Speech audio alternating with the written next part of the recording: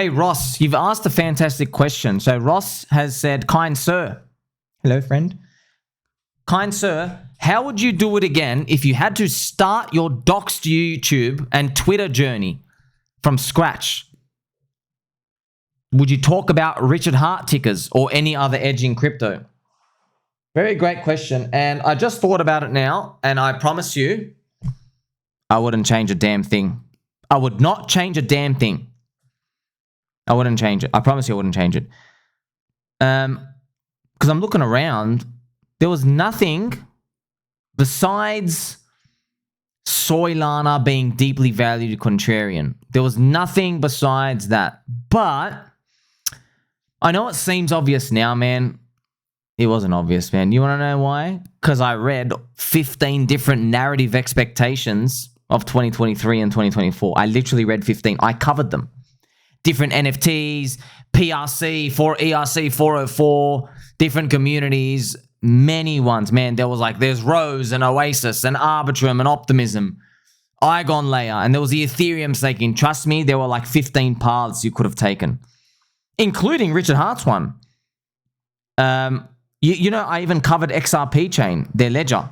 They're going to come up to the SEC, super cheap coins. There were many paths. It just, Solana was the one that went up. Now, obviously, everybody watching Solana says it's obvious, but yeah, we'll see how obvious in the next 12 to 24 months it is when you underperform, right, many other coins, which is what happened, okay? So I would not change a single thing out here. If I could go back in time, though, I mean, you don't know this, dude.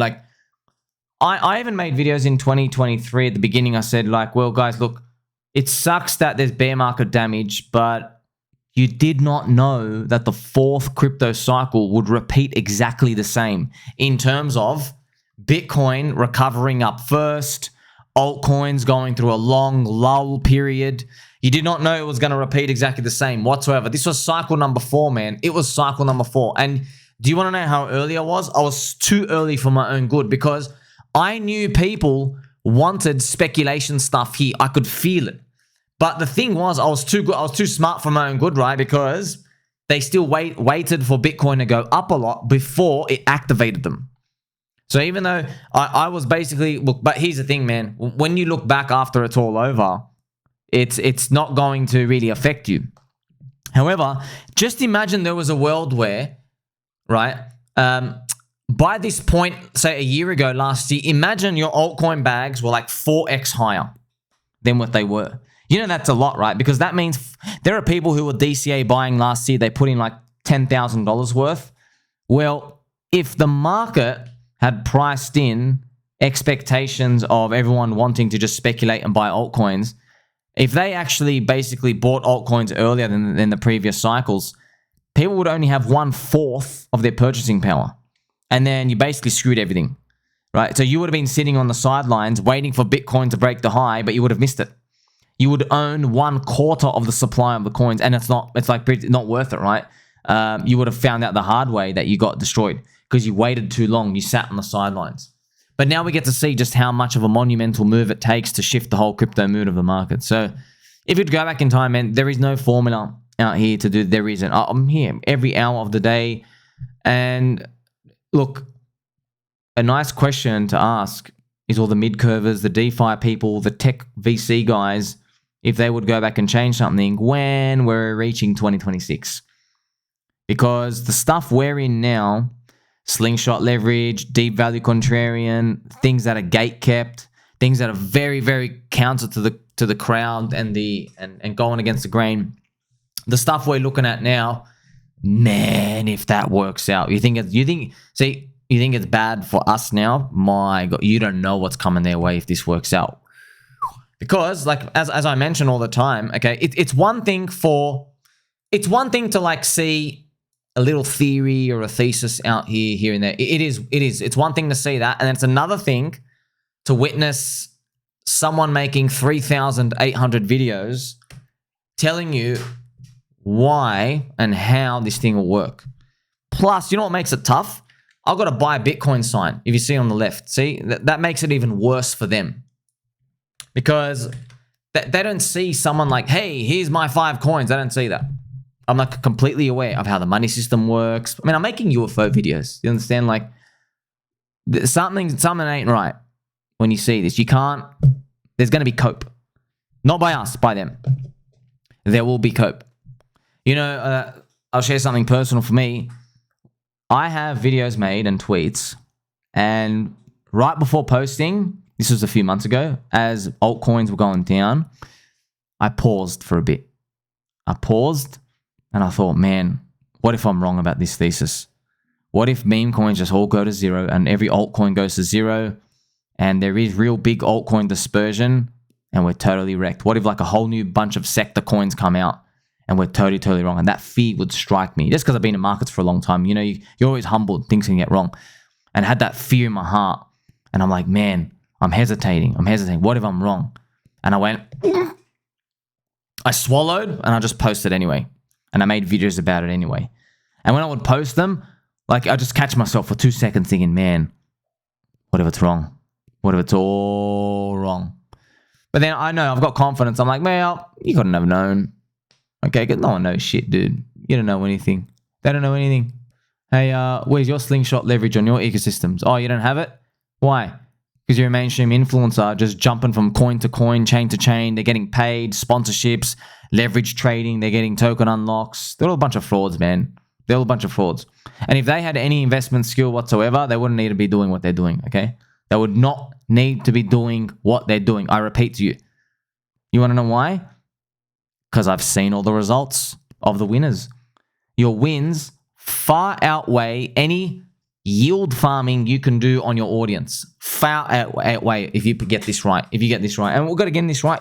Because the crowd in crypto, they are so inefficient. Because they are so emotional on the downside, there really is you don't have the government printing money to save crypto. We just have to fall out. The prices get so extreme, but also when they go up, they're not seeing this as a need to hike rates and stop speculation. Okay, so we get both extremes out here. But if you just do the maths on the growth rates and everything out here, and if you just go harder than the average person, which I tell everyone to, in a very non-financial advice type of way, man, you don't need to be yield farming your audience for this trashy leverage trading stuff, okay? And remember, I've even given everyone the gift of this mindset of 90% core, 10% lottery. You know, it's funny, everyone takes that for granted now, but you got to understand, when I was saying that, it was mind-shattering to everyone. I'll play some nice gentle angel music to remind you. It was mind-shattering. You know why? Because everybody was all in on one thing.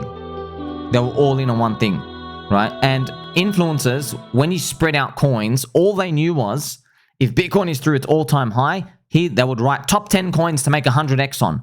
And what they would do is, okay, they're very sneaky. They'll write normal coins that they normally talk about, and then like coin number 3 and coin number 5 are 2 sponsored coins that you don't know about. Okay, that's their idea of diversification. And then they go and gaslight the community when everything goes to zero at the end and go, well, you shouldn't have bet everything, right? So what I've done, I've inverted that. So I have started with 90% core, 10% lottery, and I've told everyone, go all in at the lows, go all in. We're still depressed. I keep saying that over and over and over again for such a long time. That's what separates me. That's what, because I'm literally, I know your friend Sommi, I literally am your friend. I'm helping you win. This is how you win. Okay, you have an edge over everybody else. You get to see this play out. So absolutely, sir, Mr. Rossi, I will not go back and change a single thing. And I really did think about it. But I can tell you right now, the amount of videos I've made, dude, 3,800 videos. You know, I am watching mainstream influencers. They're reverberating my own content back to me. Because I watch them all the time. I'm like, you don't talk like that. Those are not your words. They're my words. Those are not your concepts. They're my concepts. I said, that's interesting. 60 days ago, you were talking about VC coins, tech coins. Now you're talking about memes, speculation, cults. I go, this is 2022 Sommi stuff. This is me getting 3 likes on a comment, peanut brain stuff. Okay? So, and I like that. You want to know why? It's because slowly they are capitulating. Okay, that's our sign. That's our sign. Because some of them, because you got to remember, there's a lot of gatekeepers, you know, like 30 influencers. And when I'm sniffing 2 or 3 have shifted over, I know the next 27 are next, one by one.